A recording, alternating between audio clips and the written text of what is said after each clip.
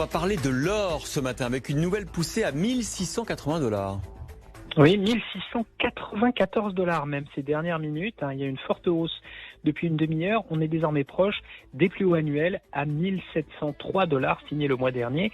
Mais on a l'impression d'une véritable fuite en avant maintenant des grandes banques centrales mondiales pour intervenir directement sur l'économie réelle, quitte à accroître leur profil de risque, émettre alors encore plus de monnaie et donc voir la crédibilité de cette monnaie en pâtir au profit de l'or, increvable valeur refuge. Hier, on a vu la Fed lancer un nouveau plan massif pour aider l'économie américaine et l'empêcher de craquer. 2300 milliards $, la Fed qui va désormais racheter de la dette d'entreprises risquées directement, des ETF, des produits boursiers adossés aux indices actions, des obligations de grandes municipalités américaines, c'est une prise de risque totalement jamais vue, et les antennes régionales de la Fed sont, comme on le pressentait ces derniers jours, en train de commencer à racheter les fameuses créances hypothécaires pour empêcher une explosion du marché immobilier.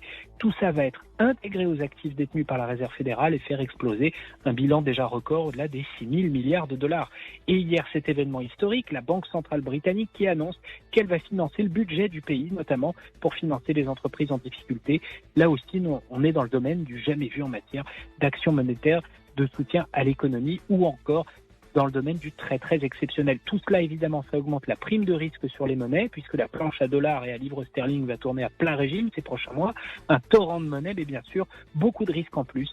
Et ça, évidemment, c'est très bon pour l'or, qui risque bientôt d'aller chercher ses derniers plus hauts historiques. Les 2000 $ d'août 2011 ne sont plus si loin.